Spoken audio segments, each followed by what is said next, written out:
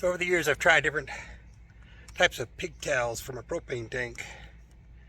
These came with a little gauge on them.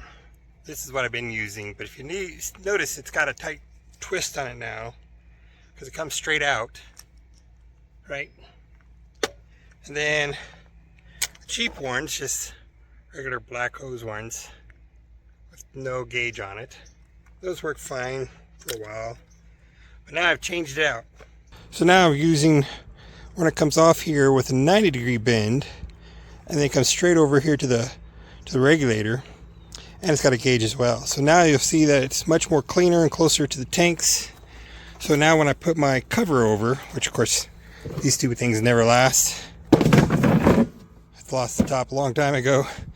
Now this fits over much easier, and you can see it's not banging against the gauge or the cable, the tubing, whatever.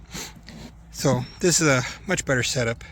And the kit came with an adapter if you have the different size plug-in, and of course it came with a roll of its propane tape for the fittings. But as you can see, that's a much cleaner fit and setup than I've ever had in the past.